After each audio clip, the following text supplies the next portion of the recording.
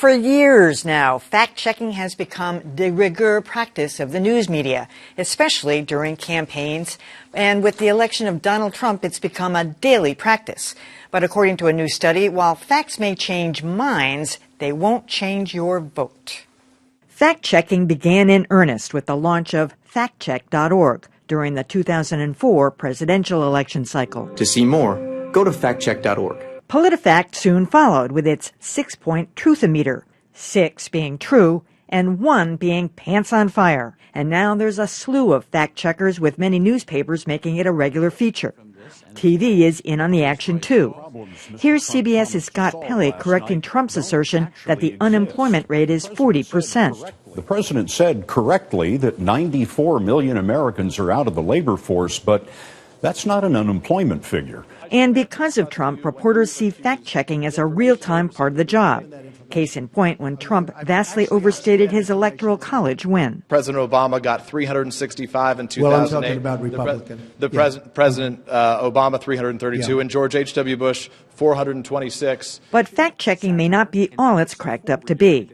In a recent study, over 2,000 people were given 4 accurate statements and 4 bogus ones made by Trump, including that unemployment assertion and claims that vaccines cause autism. Most people acknowledge the truth when presented with the facts. Still, it didn't change votes, making us conclude you can lead a horse to water but can't force it to drink. These kinds of studies have been going around for quite a while now. Cass Sunstein of Harvard Law School has also written about this, that if you repeat a lie, even in a question, that you're reinforcing that. And the takeaway is that becomes more ingrained. And so a lot of the way people have to, go at these things, and there's all this hand-wringing now about how journalism should be doing these fact-checking, whether it's worth doing it at all. It's kind of interesting, but it's getting almost tedious at this point. And maybe that's the point, that we're reinforcing over and over and over. I thought the way Scott Pelley did it the other night was probably the gentlest way of seeing it. He says, well, while it is true that 94 million Americans are out of the workplace, it's not true that that's the unemployment rate. So right. I don't know. Is it worth it? I think it is. The Washington Post this week reported that the president had his first day of his administration where he did not make a false statement in public. So that's progress. I think it is very easy to get cynical about the role of these fact checks, and there have been some studies that show that in some cases, if someone has a false belief and you tell them no, that's not correct, and you present the facts, in some cases, in a narrow set of cases, that will actually reinforce their belief. Yeah. It isn't that they just don't change; they actually hold that false belief more strongly. I do think, though, that if we have a job, if journalists have any sort of role or responsibility, it is to be a force for indicating what is true and what is false. And to do that with public officials is very close to our highest calling. Maybe investigative work is our highest calling, but it's right up there. I really think this has to be a building block for how news organizations adjust to this administration and the very unique circumstances we're in. And really, it has to be part of the identity of these great news organizations. But I think the challenge for news organizations is that for a lot of the Trump voters, they find this fact-checking to actually be akin to beating him up. So there's a certain sort of white noise quality to it, right? There's so much fact-checking of this administration that at some point the people who already believe, sort of as you were saying in that study, that he is being treated poorly, Like, I thought one of the most interesting things I read in preparing for this was that point, or that thing that mentioned in the AP article, that there was a station in Dallas that didn't even want to use the word fact-checking. They thought using it would be toxic to their audience. Possible. So they used instead the word verifying. Yeah. And so, that just feels like an Orwellian nightmare, right?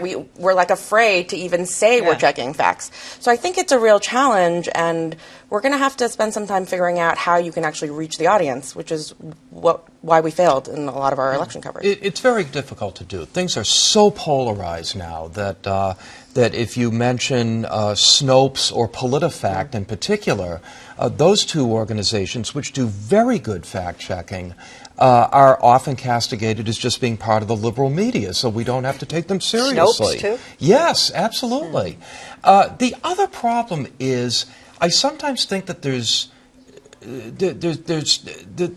almost too much fact-checking going on, and it often will veer into opinion. It's funny because we've talked on this program about how reluctant the media are to use the term lie. And yet a lot of these fact-checking sites depend on the word lie. The Washington Post assigns Pinocchios. PolitiFact, pants on fire. Liar, PolitiFact liar, has pants on fire. Yeah. Not everything is a lie. Sometimes it's just a deep difference of opinion, and I don't think the fact-checking sites do a particularly good job of differentiating that all the time. Well, I don't think that we can abandon the mission, which, as Josh has said, is our highest calling, which is to say this is not true and this is what is true. And whether or not it irritates some people or get them into a corner is one thing. You have to be consistent. Where you get into trouble is if there is any hint by those who are taking in the information that you have bent one way in a partisan way, then, you know, they're right to be concerned about it. But if you keep going down the path and saying it over and over again, whether or not they're irritated, that's one thing. The second thing is, sadly, part of our job is going to have to be talking and exhibiting and telling people and working with people around how to be media literate. Because once the consumer becomes media literate, they themselves now fact check and say, wait a minute, where did that come from? What was the purpose of somebody saying that to me? What was the agenda? All the questions that we ask as part of our role as journalists. And it makes it a lot clearer for them to see where we're going. Right now it looks like we think we have all the answers, and I don't understand where you're coming from. And I get that, but media literacy is There was a lot important. of positive takeaways from this study because it said once presented with the truth, the majority of people, not everybody, changed their mind about what was true. But what they didn't change was the way they voted. So it didn't matter whether a particular candidate was lying, didn't tell the truth. It didn't matter to the voter, even once they said, oh, yeah, okay, yeah, I agree, that's true. I would say that depends on what the candidate was lying about. Because there are many, no, but my point is, what are the other circumstances upon which I am basing my vote? Did you lie about your mother was alive, your mother's not alive? Well, No. I don't care. No, they're talking, But I'm saying, he lied about vaccines, he lied about the unemployment Well, you're talking rate. about Trump now. Yeah. I'm saying, Well, but many it was other largely people based- are in this But I think conversation. I'm The not study was largely based on Trump. Yeah. I'm not surprised to learn that people's attachment to individual candidates on the left or the right are very strong and not something that's going to suddenly. I don't think there are a lot of Hillary voters who are suddenly, if they found out Hillary said something that was false, were suddenly going to become Trump voters. These attachments go very deep, and that's what is at the root of our polarization.